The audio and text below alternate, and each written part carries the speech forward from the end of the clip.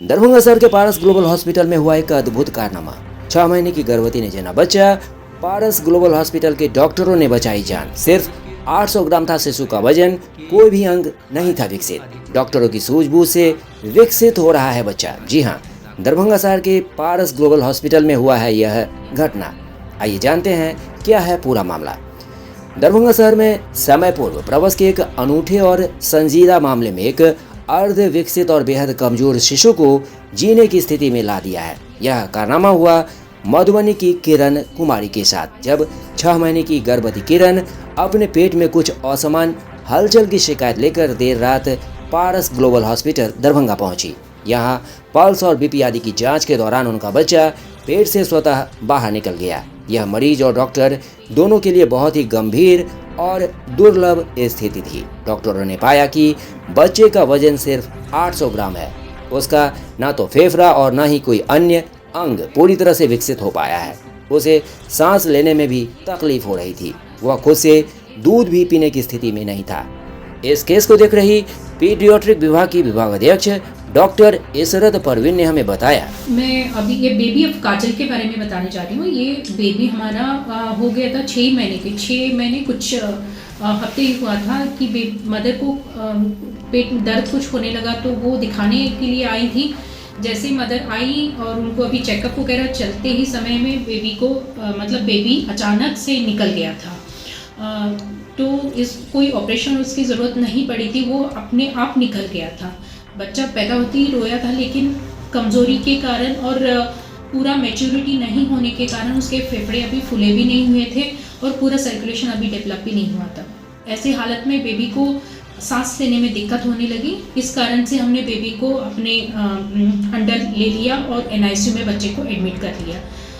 ये 26 दिसंबर 23 की रात में हुआ है। रात के 1:30 AM में बेबी का बर्थ हुआ और बेबी को NICU में तुरंत एडमिट किया गया और बेबी को ऑक्सीजन हमने दिया था, IV फ्लूइड दिया था और कुछ एंटीबायोटिक हमने शुरू किया था फॉर प्रीमेच्योरिटी एंड इन्फेक्शन के कंट्रोल करने के लिए।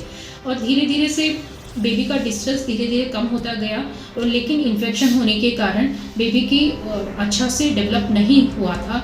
इस वजह से बेबी को हमने NICU में प्रोलॉन्ग थोड़ा तक रखना पड़ा, कुछ दिन तक। आज बेबी 22 डेज ओल्ड है और अभी फ़िलहाल बेबी ठीक है, लेकिन जब ऑक्सीजन इसको देना पड़ा था तो हमको लगा था कि बेबी शायद इसको वेंटिलेटर पे डालना पड़ सकता है या सर्फैक्टेंट जो न्यूअर टेक्निक्स होते हैं वो सब इसमें इस्तेमाल करना पड़ सकता है। और लेकिन धीरे धीरे से बेबी अच्छे से रिस्पॉन्ड करना शुरू किया और बेबी ने हर ट्रीटमेंट को अच्छे से टॉलरेट भी किया। और ये बेबी की अपनी फाइट आउट करने की ताकत है जिसने हमको कोऑपरेट किया और वो अभी आज फ्री ऑफ ऑक्सीजन है, अच्छे से दूध पी रहा है और KMC केयर में है और माँ उसकी देखभाल कर रही है। और इस दौरान लेकिन इस यहाँ तक पहुँचने में हमको बड़ी सावधानी से हर एक स्टेप लेना पड़ा, क्योंकि इनिशियली इतना आसान नहीं था। बेबी बहुत कमज़ोर होने के कारण इसको दूध खींच के पीने की ताकत नहीं थी, तो इसीलिए हम इसको ट्यूब फीडिंग से हमने नली के थ्रू उसको दूध हमने देना शुरू किया। और धीरे धीरे जैसे बच्चा उसको टॉलरेट करना शुरू करता है, हजम करना शुरू करता है और अच्छे से उस चीज़ को पेट में कोई स्वेलिंग को नहीं होता है, तो हमने धीरे धीरे दूध को बढ़ाया, इंजेक्शंस को कम किया और साथ साथ में IV फ्लूइड्स को भी कम किया। और अब धीरे धीरे से स्पून फीड पे जैसे बच्चे को आया तो हमने माँ को इस केयर में इन्वॉल्व किया। तो NICU में माँ आती हैं और NICU के अंदर बेबी का अपना वो ध्यान रखती हैं। सिस्टर और हम लोग साथ में रहते हैं कि माँ को एक कॉन्फिडेंस मिले कि इतने कमज़ोर और छोटे बेबी को अपने आप संभाल पाए। अब कुछ 1 वीक से माँ अपने आप कर रही हैं, सब कुछ अच्छे से संभाल रही हैं, कर रही हैं और हमारी देख रेख में बच्चा अच्छे से इम्प्रूव हो चुका है। जी, क्या नाम हुआ आपका? जी, वीरेंद्र कुमार शाह नाम हुआ मेरा। जैसा कि हमें मालूम हुआ कि आप जब यहाँ पर आए तो बहुत ही विपरीत परिस्थिति थी और बच्चे को तुरंत इलाज की आवश्यकता पड़ गई। क्या हुआ था बताया? जी, एक्चुअली इसके मदर को पेन अचानक से शुरू हो गया था 2 रोज़ पहले से ही। तो हमने इसे कहीं और हॉस्पिटल में रखा था, लेकिन जब हमने देखा कि पेन बहुत काफ़ी ज़्यादा हो रहा है तो हमने अचानक से यहाँ पे पारस ग्लोबल हॉस्पिटल में उनको एडमिट करवाया। और एडमिट होने के साथ ही इनका तुरंत डॉक्टर को कॉल किया गया और काफ़ी अच्छा रिस्पांस मिला और उसके तुरंत बाद ही कुछ देर के बाद ही बच्चा ऑटोमेटिक जो है डिलीवर हो गया। उस समय तक मैडम लोग भी सारे लोग आ गए थे, तो सही समय पे चूँकि मैं जहाँ डॉक्टर का भी कॉल आ गया और बच्चे भी उसी समय हुए, तो सारा चीज़ संयोग समझिए एक तरह से कि सारा चीज़ एक टाइम भी हुआ तो बच्चा हमारा आज सेफ है। अदरवाइज थोड़ा सा भी इसमें लापरवाही होती, थोड़ा सा भी दिक्कत होता तो फिर पता नहीं बच्चा हमारा पता नहीं बच पाता कि नहीं बच पाता। तो सारी चीज़ें के लिए मैं हॉस्पिटल को बहुत धन्यवाद देना चाहता हूँ और काफ़ी अच्छे से यहाँ पे मैं देख रहा हूँ, मैं करीब 22 डेज आज हो गए, मैं खुद भी यहाँ रह रहा हूँ। काफ़ी कोऑपरेटिव है मैडम भी और डॉक्टर भी, सारे लोग काफ़ी कोऑपरेटिव है, बच्चे का बहुत अच्छे से केयर करते हैं, है ना। तो काफ़ी सही है। जी कहाँ से आए थे आप? जी हम लोग रहने वाले हैं मधुबनी डिस्ट्रिक्ट के फुलपरास के रहने वाले हैं जी। कि यहाँ से आने से पहले कोई और डॉक्टर से दिखवाए थे? जी हम यहीं पे रखे थे, दरभंगा में ही रखे थे डॉक्टर के पास। 2 दिन वहाँ पे एडमिट था, तो डॉक्टर कोशिश कर रहे थे कि इनका पेन कम रुक जाए ताकि बच्चे डिलीवर न हो, लेकिन वो जैसे ही मतलब दवा का पावर खत्म हुआ वैसे ही उनको पेन शुरू हो जा रहा था। तो डॉक्टर ने 2 दिन तक कोशिश की रुकने की, लेकिन वो अंत नहीं रुक पाए। तो डॉक्टर ने बोला कि अब इनको बेबी अब डिलीवरी हो जाएगी। तो उसके बाद हम लोग उनको लगा कि उस डॉक्टर के पास चूँकि NICU की फैसिलिटी नहीं थी, तो हमने सोचा कि जैसे बेबी हमारा इशू होगा, चूँकि प्रीमेच्योर बेबी है तो उनको दिक्कतें तो जरूर आएंगी, इसलिए हमने इनको सोचा कि पारस ग्लोबल हॉस्पिटल लाया ताकि यहाँ पे सारी सुविधाएँ थी। गैनी के मैम भी तुरंत आई और जो न्यूरोलॉजी की मैडम है परवीन मैडम वो भी तुरंत आई और हमारे बच्चे का ट्रीटमेंट सही समय से शुरू हो गया और वो बच्चा सुरक्षित है। लोगों को क्या कहिएगा, जो लोग कुछ लोग सोचते हैं यहाँ या तो वो जो भी देखिए एक चीज़ तो सिंपल सी बात है, जहाँ आप फैसिलिटी खोजेंगे वहाँ पे आपको कॉस्ट टू बियर करने होंगे। थोड़ा सा हॉस्पिटल एक्सपेंसिव है क्योंकि यहाँ पे सारे फैसिलिटी आपको एट ए टाइम मिल जाएंगे, सारे डॉक्टर अवेलेबल हैं, जिस डॉक्टर की ज़रूरत पड़ी उस समय आपके डॉक्टर कॉल आ जाएंगे। आप मान लीजिए कहीं अलग जगह जाते हैं जहाँ थोड़ा हॉस्पिटल सस्ते हैं, वहाँ पे ये होगा कि मान लीजिए किसी एक विभाग के डॉक्टर हैं और हो सके कि उसमें एक बच्चे के हार्ट की प्रॉब्लम आ गई, किडनी की प्रॉब्लम आ गई, आँख की प्रॉब्लम आ गई, तो यहाँ पे क्या सुविधा है कि आपको कोई टेंशन लेने की जरूरत नहीं है। हॉस्पिटल का मैनेजमेंट डॉक्टर खुद सारा चीज़ अरेंज करते हैं।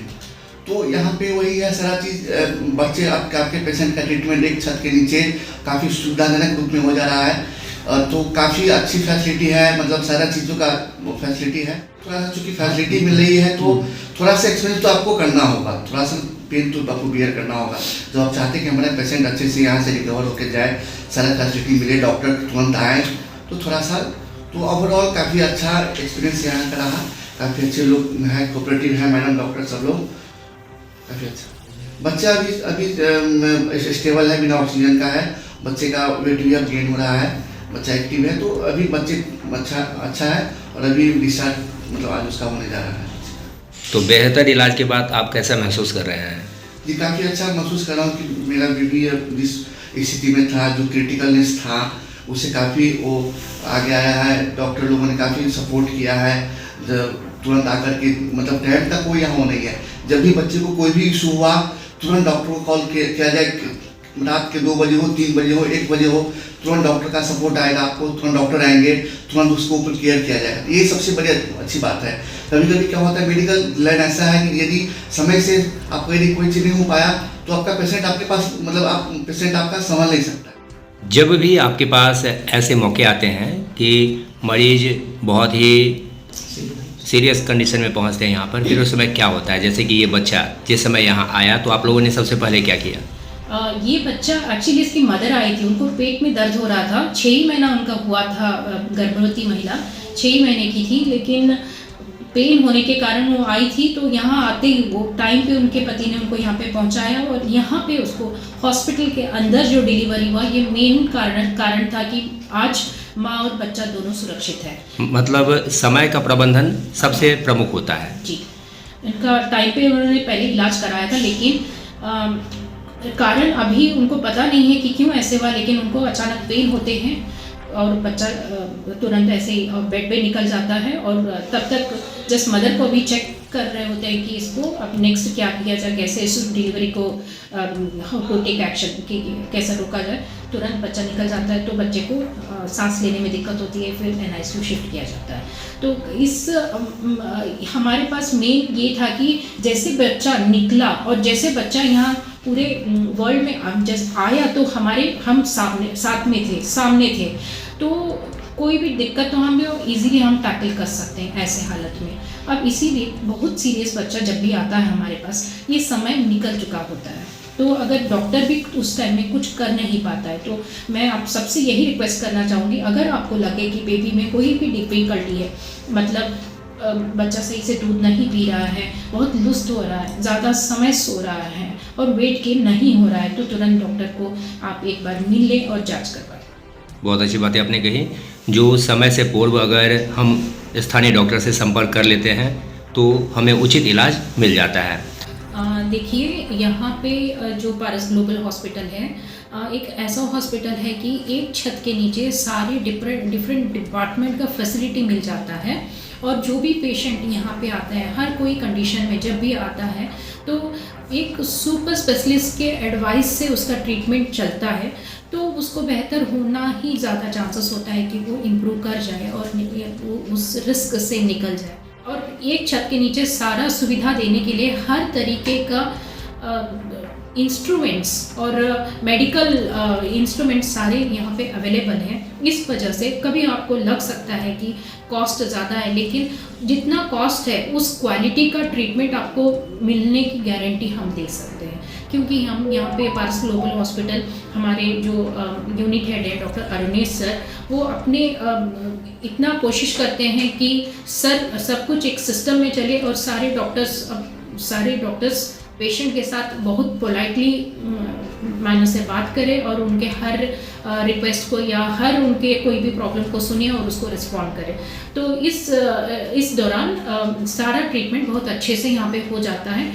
इसी वजह से कॉस्ट का थोड़ा सा आपको डिफरेंस मिल सकता है, लेकिन आप उसी कोई और हॉस्पिटल में चले गए या कोई दूसरे हॉस्पिटल में जहाँ पे कम कॉस्ट लगेगा, लेकिन आप गारंटी से हम कह सकते हैं कि ये क्वालिटी ऑफ ट्रीटमेंट वहाँ पे नहीं है।